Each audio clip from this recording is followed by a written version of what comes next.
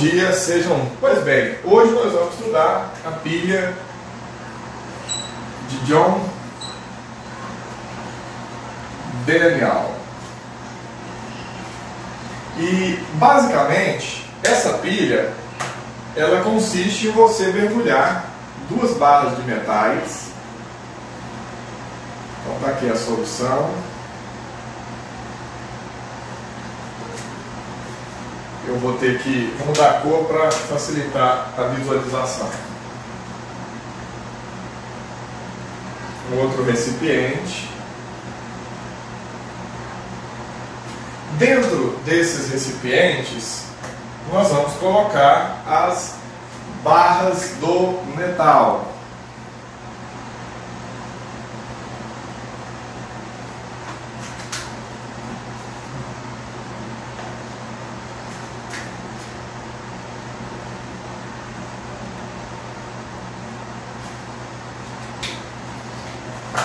Em ambos os casos, eu vou ter aqui uma solução, que as barras estão mergulhadas, e eu vou ter aqui uma barra, vamos fazer o exemplo clássico, tá? Essa barra aqui sólida vai ser de zinco. Você pode usar qualquer metal? Pode, nós vamos discutir isso agora. E essa barra aqui vai ser de cobre, tá? Então eu tenho duas barras, a de zinco e a de cobre.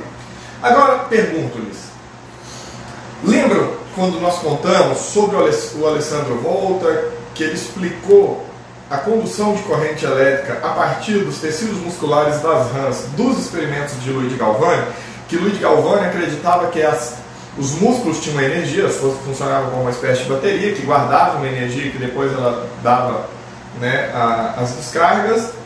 E aí Alessandro Volta disse, não é que os músculos são uma bateria. O que existe na verdade é que metais diferentes é que promovem esse efeito, e o que aconteceu com as pernas, os músculos, foram apenas os condutores. Lembram disso?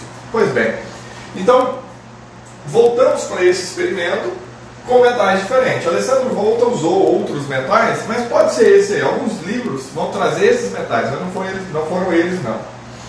E aí eu tenho a seguinte situação: eu tenho uma barra de zinco, eu tenho uma barra de cobre. Se elas não tiverem ligadas, uma em contato com a outra, você não tem a oxirredução. A oxirredução não vai acontecer simplesmente pelo ar. Peraí, professor, você está dizendo que não existe oxirredução no ar? Claro que existe. Como você acha que metais são oxidados na presença do ar atmosférico? Porque o metal está sofrendo oxidação e algum gás, geralmente o oxigênio, vai sofrer redução. Então, mas isso não faz uma pilha funcionar.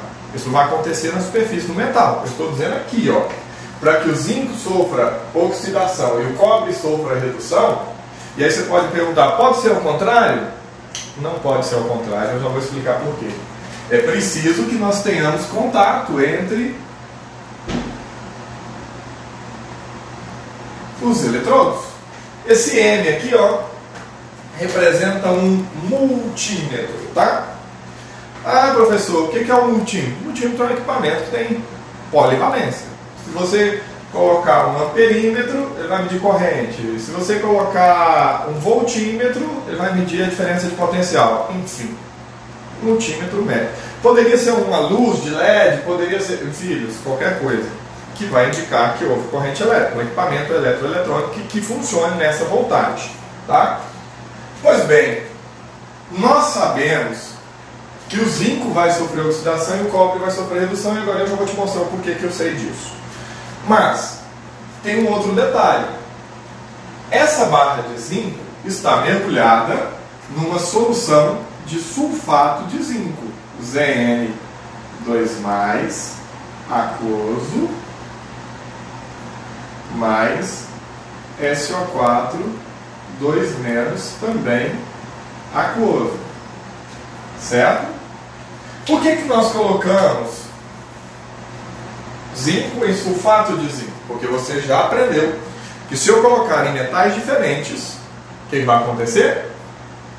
Eu vou ter uma oxirredução dentro da própria célula. E não é isso que eu quero. Isso aqui é chamado de célula galvânica, célula eletrolítica. Isso é uma pilha. Então, eu quero que os dois polos da pilha sofram uma oxidação e o outro redução. Por isso, eu vou garantir que nesse polo eu tenha o metal zinco e na solução onde o zinco está mergulhado, o próprio zinco de novo. Porque se eu substituir isso por outro metal, eu vou ter uma oxirredução aqui dentro. E não é isso que nós queremos, tá? Do lado de cá, obviamente, se a barra é de cobre, eu vou ter aqui cobre 2 mais aquoso, SO4 2 menos igualmente aquoso. Tá? E aí, professor, como eu sei qual é o ânion? Gente, esse ânion aqui é o que menos importa, tá? Desde que seja solúvel, porque você tem que fazer uma solução. Existem algumas regras para padronizar, concentração mol por litro, 25 graus Celsius, 1 atmosfera, então nós vamos entrar nessas regras. Uma vez que você ligar os dois metais, você vai perceber que o multímetro vai indicar a passagem de corrente elétrica, a passagem de uma diferença de potencial. Então está funcionando a nossa pilha.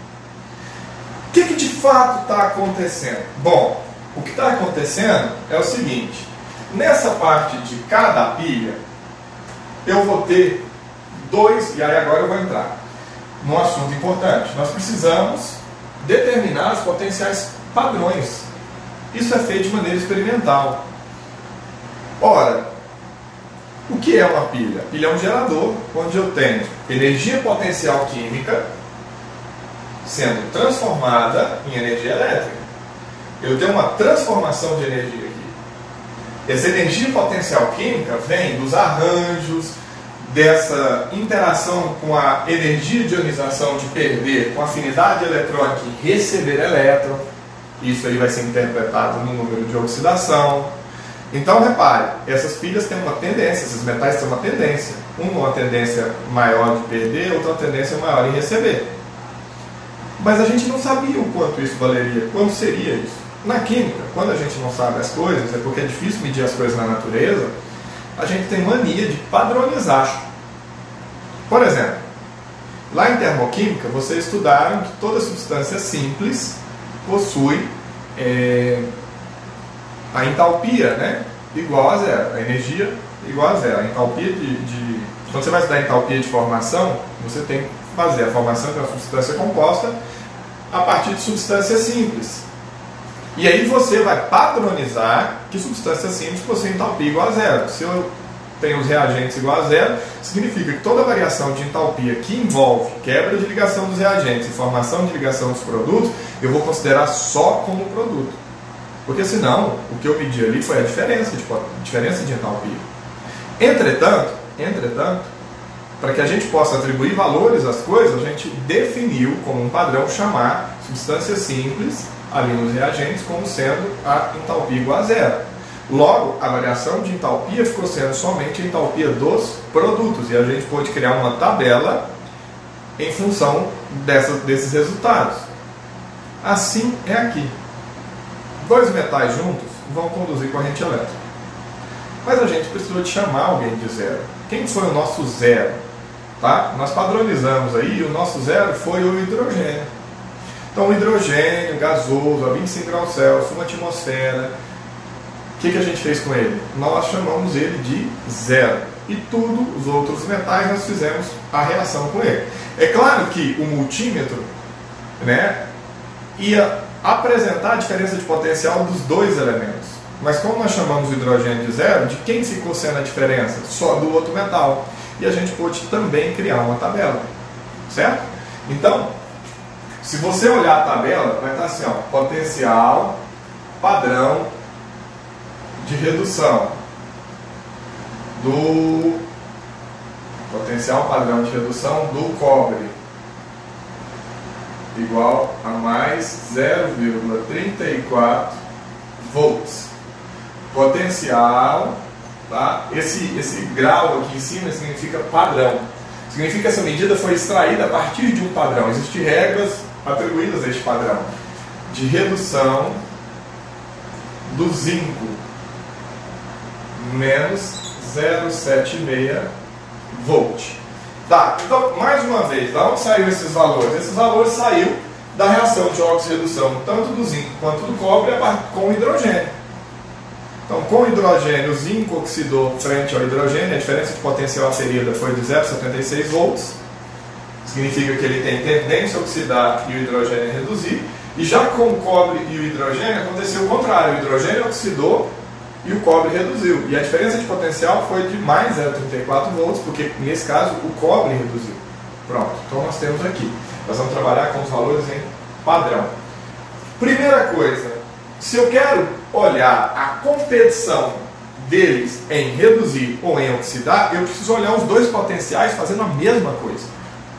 Então, nosso objetivo é saber quem vai oxidar e quem vai reduzir, quem vai perder elétrons e quem vai ganhar elétrons. Para isso, eu preciso olhar o potencial de redução de cada, ou o potencial de oxidação de cada. Lembrando que, assim como na termoquímica, como isso vem de uma medida padrão, você vai usar o mesmo número, só que inverter o sinal. Então, qual seria o potencial padrão de oxidação do cobre? Neste caso, o potencial padrão de oxidação, se o de redução é mais 0,34, o de oxidação é menos 0,34 volts. E qual seria então o de oxidação do zinco? Potencial padrão de oxidação do zinco seria mais 0,76 volts. Então, olha que legal. Se eu sei o de redução, eu sei o de oxidação. Se eu sei o de oxidação, eu sei o de redução. O que você não deve fazer numa pilha é comparar o de oxidação com o de redução. Para que você saiba quem vai oxidar ou quem vai reduzir, você precisa comparar os dois padrões iguais. Ou os dois na sua força de redução, ou os dois na sua capacidade de oxidação. E a resposta tem que ser a mesma. Vou mostrar para vocês. Vamos avaliar quem vai reduzir com base no de redução. Bom, então está aqui o conjunto. Potencial padrão de redução do cobre, mais 0,34 volts. Potencial padrão de redução do zinco, menos 0,76 volts. Quem que é maior? O cobre. Se o cobre é maior, significa que o cobre vai reduzir e obrigar o zinco a oxidar. Certo? Cobre vai reduzir, obrigando o zinco a oxidar. Professor, e se eu analisar o outro par de padrões? Bom, analisando os de oxidação, nós vamos avaliar a força em perder esse elétron. Quem tem maior potencial de oxidação? O do cobre é menos 0,34 e o do zinco é mais 0,76. Então o zinco tem potencial de oxidação maior. O que significa? Que o zinco vai oxidar, obrigando o cobre a reduzir. Repare que a resposta é a mesma. Se você avaliar o de redução, o cobre vai reduzir, obrigando o zinco a oxidar. Se você partir da observação do de oxidação, o zinco vai oxidar para que o cobre sofra a redução. Tranquilo? Mais uma vez, 99369-3883. Se tiver alguma dúvida, manda aí no WhatsApp que eu estou aqui de frente para o computador, eu consigo responder sua dúvida, tá? Pois bem, então nós já sabemos quem vai oxidar e quem vai reduzir. Na aula passada, nós vimos que oxidar significa perder elétrons e reduzir significa ganhar elétrons. Então nós vamos observar que esse aqui ficou conhecido como nosso ânodo. Pessoal, tem pessoas que falam essa palavra anodo, não é anodo, e catodo. É ânodo, porque tem um acento, e cátodo. Tá? Então nós temos o ânodo e nós temos o cátodo. Nós temos o ânodo que vai sofrer oxidação. Oxidar é perder elétrons, e nós temos o cátodo, que nós vimos na aula passada, que vai sofrer redução. E redução é receber esse elétron. Então aqui perde, aqui ganha. Então ânodo e cátodo. E a gente já ensinou para vocês, né? Vogal, vogal, consoante, consoante. Tem muito aluno que ao longo da carreira estudantil, da carreira acadêmica, confunde ânodo e cátodo. E aí a minha sugestão para você é, primeiro, você precisa, a partir de agora que nós estamos trabalhando com termos muito técnicos, para você sair bem nisso, você precisa associar logo que ânodo é o potencial da oxidação e cátodo é a redução. Mas como você faz essa associação? Essa associação é melhor feita se você lembrar que ânodo começa com a vogal e oxidação também, e que tanto cátodo quanto redução começam com consoantes. Então, vogal, vogal, consoante, consoante. Isso é um recurso mnemônico maravilhoso para você saber. Agora, se você não sabe o que é oxidar e não sabe o que é reduzir, de que serviu esse recurso mnemônico? Para nada. Você precisa saber que oxidar é perder elétrons e reduzir é ganhar elétrons. Combinado? Bom, com o passar do tempo, nós vamos observar duas coisas nesses polos. O primeiro é que a barra de zinco ela vai começar a sofrer corrosão. O que é isso? Esse pedaço dela aqui, ó, vai começar a se desgastar e vai desaparecer. Essa barra vai mudar de tamanho. Esse pedaço aqui, ó, vai deixar de existir. O que está acontecendo? O que está acontecendo é que o zinco está saindo da barra e vindo para a solução na forma de zinco 2+. Então, o que é perder elétrons? Perder elétrons é você transformar-se num cátion, ou num número de oxidação mais elevado. Então eu vou ter o zinco, você já estudou, substância simples, no estado alotrópico mais estável, o número de oxidação é 0, o zinco é 0. Quando ele vai perder elétrons, ele vai se transformar então no zinco 2+, que é o número de oxidação dele, agora aquoso, porque está em solução, mais 2 elétrons que ele perdeu. Certo até aqui?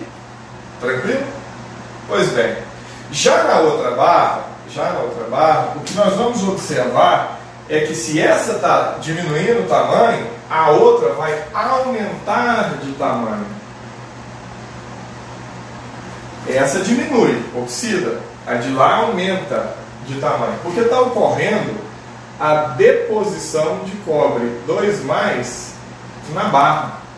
Porque o que seria a reação de redução? Reduzir não é ganhar elétrons? Então eu tenho o cobre 2+ aquoso, que vai receber os elétrons. Qual é o estado físico do elétron? A gente já explicou isso para vocês N vezes. Elétron, partículas subatômicas não possuem estado físico, não faz sentido.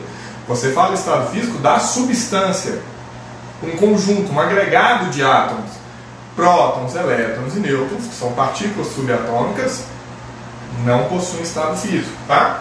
Então, cobre 2+ mais 2 elétrons vai formar o cobre 0, que por sua vez está no estado físico sólido, tá?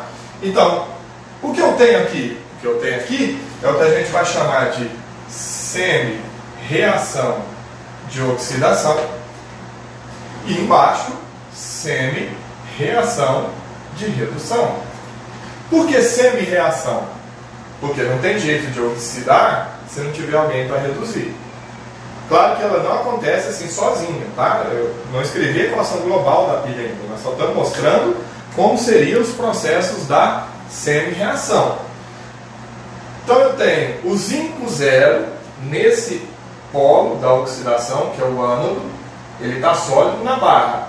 Ele vai se transformar em zinco 2+ aquoso, ó, de 0 para +2, aumentou, oxidou. Tá? E de quebra perder 2 elétrons. E o de baixo? O de baixo eu tenho a semi-reação de redução que está acontecendo aqui no cátodo. Cobre 2+ aquoso, que está em solução, vai receber os 2 elétrons que chegaram na barra, tá? Essa barra vai ficar negativa e ele encosta ali na barra. Então, ao receber esses 2 elétrons, ele vira cobre 0, sólido, preso à barra. Então, de +2 para 0, diminuiu, reduziu. Uma coisa muito importante. Até agora, você estava acostumado a fazer balanceamento das reações com base nas massas. Balanceamento de massa.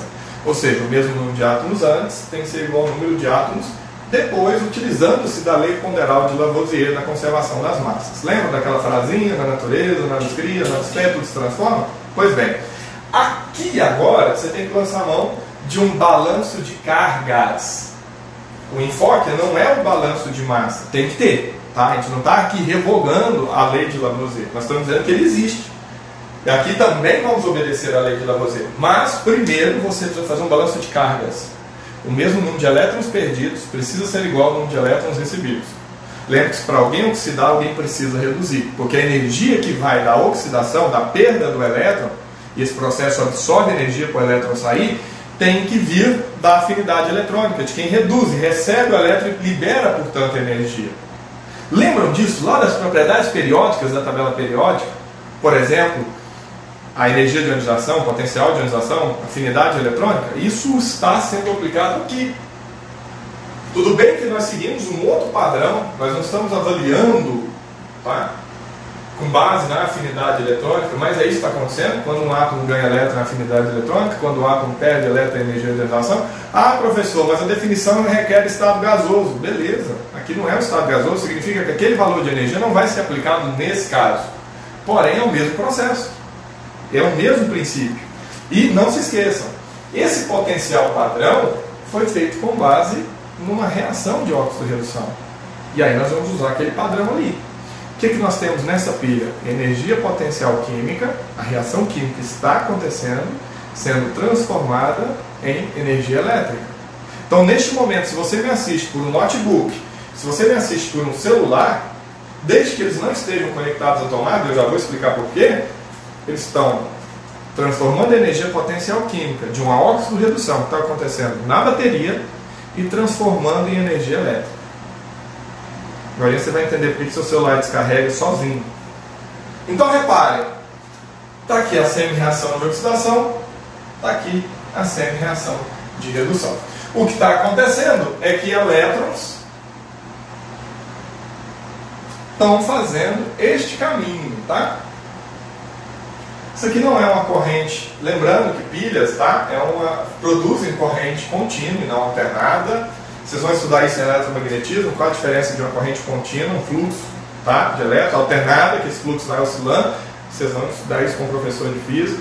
Mas, só aqui fazendo uma ressalva, pilhas são fontes, né, são geradores de corrente contínua. E aí o elétron saiu daqui e está chegando aqui. Bom, se o elétron está chegando aqui, essa barra está ficando carregada de elétrons.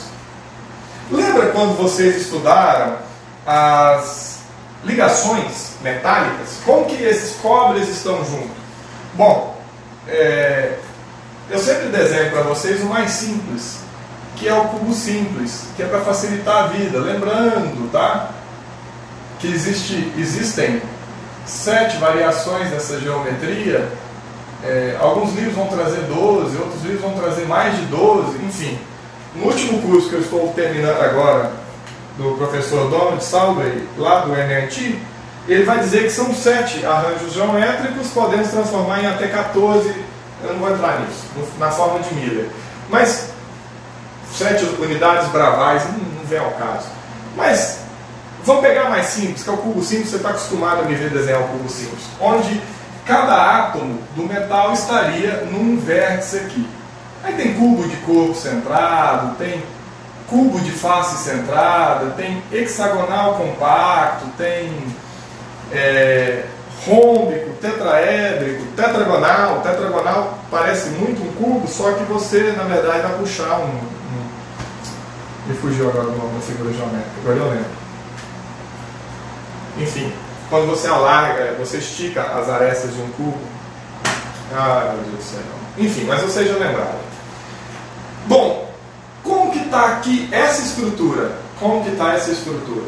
Cada átomo de cobre, isso aqui serve para o cobre ou para o zinco, tá bom? Então, eu estou mostrando a barra sólida. Por que aquilo está assim? Cada átomo aqui, eu vou ter, em cada bolinha, por exemplo, a unidade cobre 2+. O cobre está 2+, significa que ele tem, se você fizer a distribuição eletrônica dele, ele tem condição de perder, inclusive, 1 ou 2 elétrons, ele tem 2 estados de oxidação, que é o metal de transição. Mas aqui está na forma de cobre 2+, significa que ele doou, cada átomo doou 2 elétrons para a estrutura. Então, eu tenho uma série de elétrons livres pela estrutura do sólido. É por isso que sólidos metálicos, você já aprendeu isso lá da ligação metálica, sólidos metálicos são bons condutores de eletricidade, porque no arranjo, tá, sólido, ele possui elétrons livres na sua superfície. Se você aplicar diferente potencial, ele se alinha e conduz, sem problema nenhum. Pois bem, agora imagine, eu estou dizendo que está chegando mais elétrons para a barra. Esses elétrons vieram dos metais da barra, então existe um equilíbrio.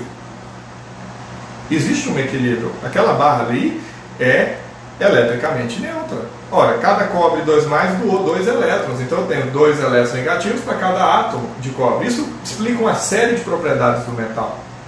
Porém, eu estou afirmando para você... Tem dúvida aqui? Eu estou afirmando para você que está chegando mais elétrons. Então está tendo um acúmulo de carga negativa. Essa barra está carregada negativamente. O que vai acontecer então? Bom... O que vai acontecer é que tem uma competição aqui dentro pelos cátions de cobre. Competição? Quem está competindo? Bom, o ânion sulfato tem 2 cargas negativas, que atrai 2 cargas positivas do íon cobre. Ambos estão solvatados, sofrendo o processo de hidratação em água. Eu não disse hidratado, porque eu já expliquei para vocês, são conceitos diferentes. Eles estão sofrendo hidratação para separar o conjunto. E agora está chegando um monte de carga negativa. Então agora eu tenho uma competição do íon sulfato com a barra de cobre que está carregada negativamente por elétrons que chegaram lá do outro lado. O que vocês acham que vai acontecer? Uma atração eletrostática. É claro, gente, que isso acontece simultaneamente, tá? Esse elétron só sai daqui porque tem energia de redução acontecendo aqui. A afinidade eletrônica desse cobre ganhando. Você já sabe que isso não acontece assim em partes, é simultâneo. Bom, o cobre vai aderir à barra e é por isso que vai controlar a carga aqui na barra. E aí nós vamos trabalhar, né, o que a gente fala de carga do polo. O ânodo da oxidação é o polo negativo da pilha. Cuidado, quando a gente for estudar outra parte da eletroquímica, que a gente entrar em eletrólise, o pessoal gosta de falar que a eletrólise é o inverso da pilha, são processos separados, tem nada a ver um com o outro, tá? Então, aqui é negativo e aqui é o cátodo, é o polo positivo. Então, o elétron está migrando do polo negativo e indo para o polo positivo. Na eletrólise vai inverter os polos, mas isso é outra questão. Tem uma pergunta, meus prezados, se você, aqui eu não consigo ver sua foto, se você puder mandar o nome, eu te agradeço muito, tá? Faz essa gentileza aí para mim, que eu gosto de falar o nome da pessoa. Mas o aluno está perguntando, se uma bateria de celular tem um oxidando e um reduzindo, quando a gente recarrega, eles voltam ao que era antes? Sim e não. Agora eu explico para vocês, tá? Ainda temos tempo. O que está acontecendo aqui? Então, essa barra está indo, um monte de íons zinco 2+, aqui eu estou indo o cobre 2+. A pilha está funcionando, está tudo bonito, não está? Posso, inclusive, escrever a equação global dessa pilha, quer ver? Ora, qual que é a nossa preocupação? Lembra quando a gente vai escrever uma equação de uma pilha, você precisa fazer o balanceamento das cargas. O que eu quero dizer? O número de elétrons perdidos precisa ser igual ao número de elétrons recebidos. O número de elétrons da oxidação tem que ser igual ao número de elétrons da redução. Se você olhar as duas semi-reações, beleza, Lourenço? Se você olhar as duas semi-reações, você vai ver que o número de elétrons perdidos é igual ao número de elétrons recebidos. Professor, estou em dúvida. Como assim elétrons perdidos? O que é isso? Eu ainda não entendi o que é oxidação. De novo, zinco 0 vai para zinco mais 2, aumentou, oxidou. O NOx aumentou porque sofreu oxidação. Percebe que o elétron está depois da seta. Houve a perda de elétrons. O elétron foi jogado fora. Ok? Já do outro lado, cobre 2+, foi para cobre 0. Diminuiu, NOx, reduziu. Repare que os elétrons agora estão antes da seta. O cobre absorveu os elétrons para sofrer a redução. O que você tem que olhar? 2 e 2. Esse número é igual? É. Opa, que legal, ele está balanceado. Se não fosse, se aqui fosse um 3 e aqui fosse 2, bom, aí eu ia multiplicar esse por 3 e esse por 2, porque 3 vezes 2 dá 6 e 2 vezes 3 dá 6. É o mínimo entre eles, tá? Então cuidado com isso. Nosso número de elétrons tem que ser igual antes e depois da seta. Como nesse caso é, e tudo que aparece antes e depois da seta pode ser subtraído, esse 2 vai ser subtraído por esse 2, vai dar 0. E o que sobrou então para nós? Sobrou para nós que zinco sólido mais cobre 2+, produzem cobre 0 mais zinco 2+. Isso aqui que eu escrevi para vocês é o que a gente chama de equação global. Ou seja, aqui está dizendo para nós o que está rolando na pilha. Se zinco vai de 0 para +2, aumentou, oxidou, e é portanto o nosso ânodo, e o cobre que foi de +2 para 0 diminuiu e portanto reduziu. Tranquilo? Essa aí é a representação da pilha. Só que antes de eu terminar e explicar as dúvidas de vocês, tem um probleminha. Quase que imediatamente após a pilha começar a funcionar, ela vai parar de funcionar. Isso aí atormentava John Daniel. Por que a pilha parava? Não era para parar. O que aconteceu com essa pilha? Por que parou? Porque o que você espera para parar? Bom, quando é que essa pilha é eterna, gente? Não tem jeito de você transformar uma energia na outra de maneira eterna. Alguma hora essa fonte de energia encerra. A gente não conhece nenhuma fonte de energia eterna. Então, dá uma olhada para isso. Se essa barra está sofrendo corrosão, quando é que essa pilha para? Bom, o mais óbvio que você vai me dizer é quando acabar os átomos aqui na barra, no estado sólido, para sofrerem oxidação. Se não tem quem oxida, não tem quem reduz. Beleza, esse é um aspecto. Do lado de cá, você está precisando dos íons cobres que estão em solução para que eles sofram redução. Ah, professor, então, se o íon cobre aqui no polo de redução, no cátodo, acabarem da solução, a pilha para? Para, meu filho, porque se não tem quem reduz, não tem quem oxida. Lembra que a energia vem de um do outro. Ora, então, o que está rolando? Por que a pilha para se aqui, lembrando com a solução de cobre, isso aí de vez em quando cai em alguns vestibulares, a solução de cobre, embora cobre é um metal vermelho, curiosamente a solução é azul. Então, se eu tenho uma solução muito concentrada de cobre, ela tem um azul muito escuro. E à medida que o cobre vai saindo da solução, porque ele está sofrendo redução, ela vai se tornando um azul mais claro, mais claro, mais claro, até atingir, basicamente, ele vai ficar incolor. Então, repare. Se você está vendo que a solução ainda está azul, porque tem cobre em solução, e se você está vendo a barra de zinco, que é um cinza um cinza escuro, o que está acontecendo? Ora, se eu tenho zinco e se eu tenho cobre, por que esse diacho da pilha parou? O que aconteceu? Pois bem, vamos agora para a resposta. No eletrodo da oxidação, eu tenho um excesso de zinco em solução. Então, a quantidade de zinco está aumentando muito. Significa que eu vou ter uma competição pelo elétron. Porque quem é o responsável por neutralizar os íons zinco da solução? Bom, os íons zinco da solução estão sendo neutralizados pelo ânion sulfato. 2 cargas positivas, 2 cargas negativas. O ânion está neutralizando. Beleza. O problema é que agora eu estou tendo um excesso de íon zinco. Eles estão aumentando da oxidação. E aqui o elétron não está saindo para ir para o outro lado? Pois bem, então eles vão promover uma competição por esse elétron. Eu preciso neutralizar o zinco que está começando a ficar em excesso aqui. Do mesmo modo, se você avaliar o polo da redução, você vai perceber que os íons cobre estão saindo da solução e aderindo à barra. Significa que a quantidade de cobres em solução está diminuindo muito.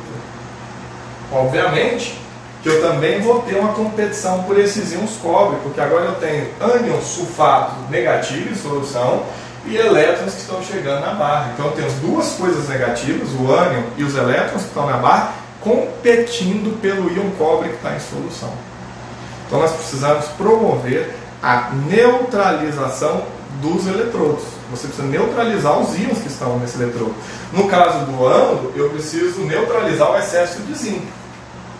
E no caso do cátodo, eu preciso repor a falta de cobre, para que a pilha tenha uma sobrevida, para que ela funcione um pouco mais, porque senão logo no início ela para de funcionar.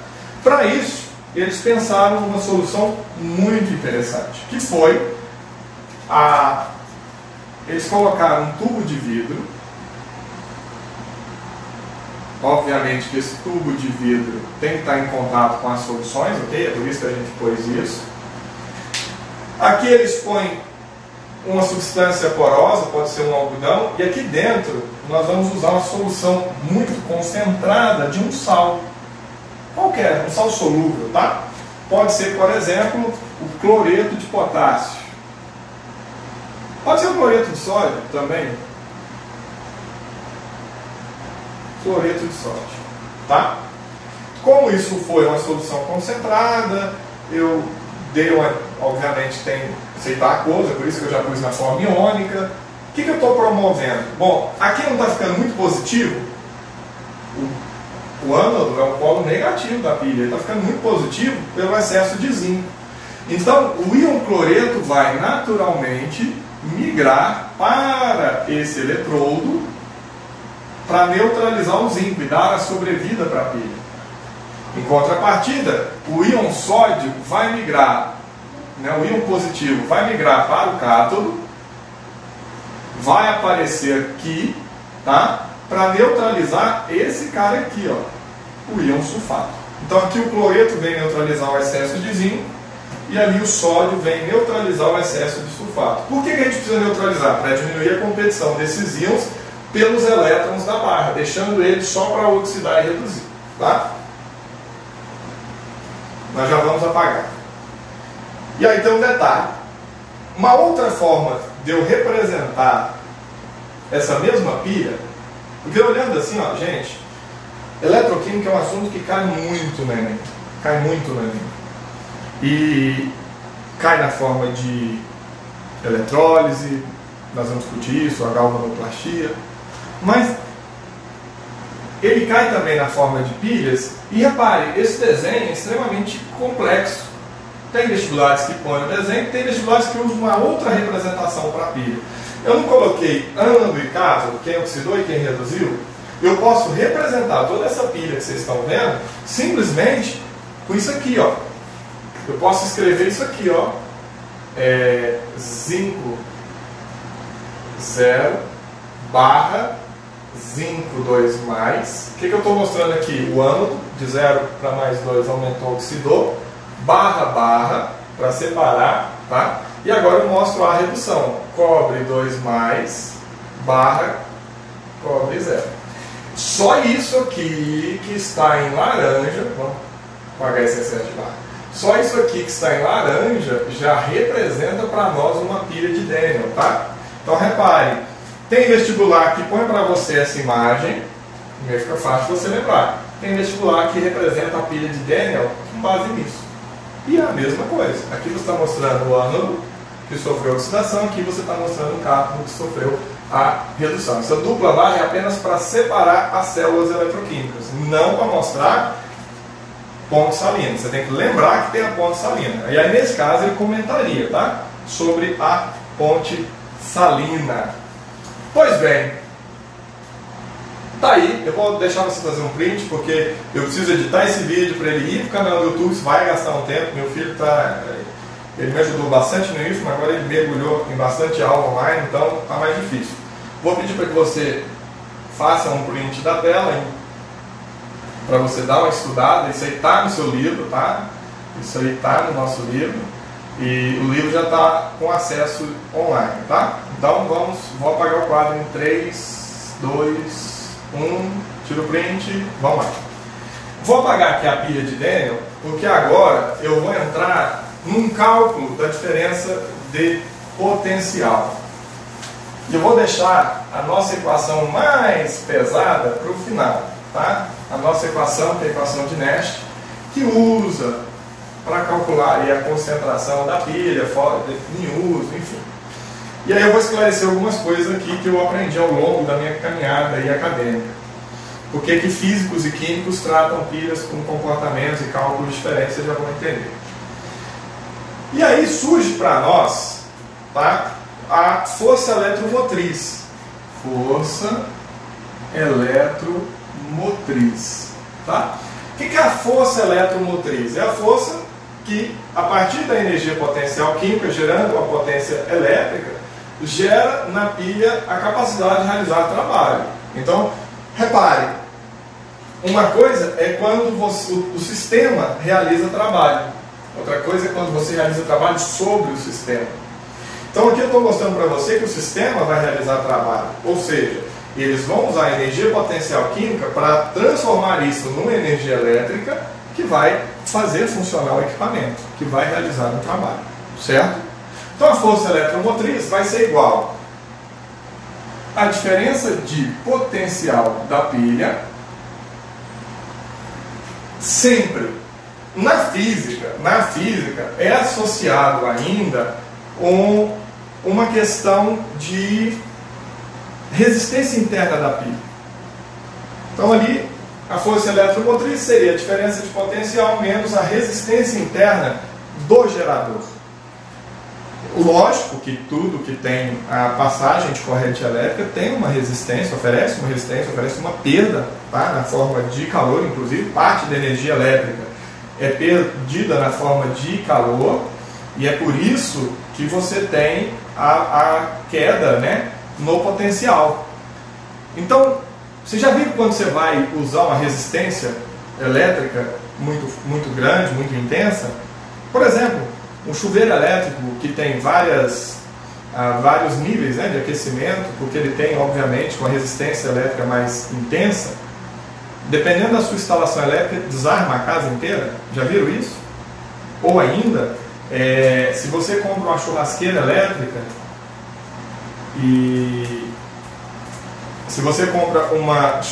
elétrica você tem que saber que não pode ligar, está escrito, tá? Que você não deve ligar essa churrasqueira elétrica numa extensão. Por que não pode ser ligado numa extensão? Porque se você ligar numa extensão, em função da diferença de bitola, né, de grossura dos fios, eles têm uma resistência diferente à passagem de corrente elétrica, um consumo, né, uma perda diferente. E aí, eu já fiz infelizmente isso por inobservância, eu já fui mais ignorante daquele tipo, para que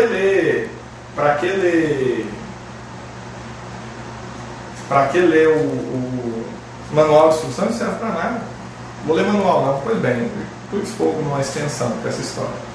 Então, a força eletromotriz, tá? Quando você está trabalhando com a pilha, é igual à diferença de potencial. Você poderia fazer menos o RI aqui, lá da equação da física, mas como a resistência interna do gerador da pilha é desprezível, né, vai ser desprezado, isso aqui vira zero. Como isso aqui vira zero, para a pilha,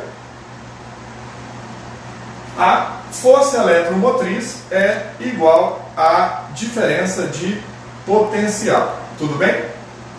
Bom, então para eu calcular essa FEM da pilha, dessa pilha que nós fizemos, basta utilizar então o potencial padrão de redução de quem reduziu, ou seja, o maior, menos o potencial padrão de redução de quem oxidou, ou seja, o valor que é menor. Tudo bem? Neste caso, para a pilha em questão, a força eletromotriz vai ser igual ao potencial de redução do maior, mais 0,34, menos o potencial de redução do menor, menos 0,76 volts, tá? Menos por menos vai dar mais. Então essa força eletromotriz mais 1,1 volt, tá? É isso que essa pilha é capaz de gerar, tá? Aquela pilha alcalina ou a pilha seca tem a mesma diferença de potencial, 1,5 volts, embora são diferenças, depois a gente vai explicar as diferenças. Mas vamos terminar a pilha na aula de hoje, nós só temos uma aula hoje, inclusive já acabou, mas eu vou terminar aqui para explicar para vocês. Deixa eu só ver aqui se alguém, inclusive já aproveita para mandar as perguntas, se tiver alguma pergunta, vai mandando agora, que eu já vou responder. Uma outra forma de calcular a força eletromotriz da pilha é você usar o potencial de oxidação. Pessoal, não quero usar o de redução. Então você pode usar a oxidação, que é maior de quem oxidou, menos o potencial padrão de oxidação do menor. Aliás, é o contrário. Oxidação do menor e oxidação do maior. Eu pus invertido aqui, ó.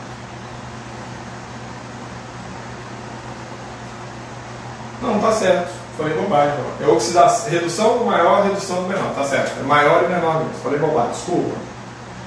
Maior e menor. Então, potencial de redução do maior menos potencial de redução do menor. Quem reduziu e quem oxidou. Potencial de oxidação do maior, quem oxidou, menos potencial de oxidação do menor, quem reduziu. Neste caso, a força eletromotriz da pilha, gente, tem que dar o mesmo valor, tá? Oxidação do maior. Oxidação do maior é o zinco, mais 0,76 volts. Menos potencial de oxidação do menor, é o cobre, menos 0,34 volts. Neste caso, a força eletromotriz da pilha vai dar mais 1,1 volt também. Ok? Ó, o professor deu a mesma resposta, adivinha? Tem que dar a mesma resposta. E a última forma, tá? É o potencial de redução de quem reduziu mais, agora não menos. Eu vou escrever aqui em cima, ó. Vou escrever inclusive de outra cor. Uma outra forma de calcular a FEM da pilha, força eletromotriz, vai ser potencial padrão de quem reduziu mais o potencial padrão de quem oxidou. Tá? Se você reparar, potencial padrão de quem reduziu, mais 0,34, mais potencial padrão de quem oxidou, mais 0,76, mais o mais vai dar o mesmo 1,1 volt. Tá? Então você tem essas três formas de calcular a força eletromotriz da pilha. Lembrando que você vai desprezar aqui, porque a resistência interna de uma pilha é zero. Pois bem, e aí surge uma coisinha interessante para a gente discutir. Quando você pega uma pilha, você vai comprar uma pilha, é preciso que você avalie, eu não estou com nenhum aqui agora, mas você sabe que eu uso aqueles microfones, eu uso bastante pilhas. E é preciso olhar a data de validade da pilha. Então, quando você compra uma pilha, geralmente ela tem as que eu tenho adquirido, qualquer que seja a marca, elas têm uma validade de 10 anos. Por quê? Desde que não seja pilha seca. Depois nós vamos falar de cada diferença de pilha na próxima aula antes de entrarmos em eletrólise. Então, em cada pilha você tem uma validade, por quê? Porque essa oxirredução está acontecendo dentro da pilha, mesmo que você não esteja utilizando. Você não tem como parar essa reação. É claro que quando você liga essa pilha num equipamento e exige dela que ela realize trabalho, que ela libere a força eletromotriz, aí você está aumentando o nível de desgaste. Mas sozinho está fazendo isso. É por isso que nesse momento que nós estamos, nesse período de isolamento social, que a orientação é que fiquemos em casa, para quem tem carro, ele tem que tomar alguns cuidados. A primeira coisa que se estraga num carro, a gente não sabe se vai ficar 15, 20, já estamos, teoricamente, há mais de 15 dias parados, esses dias podem se ampliar. A primeira coisa que estraga num carro é a bateria.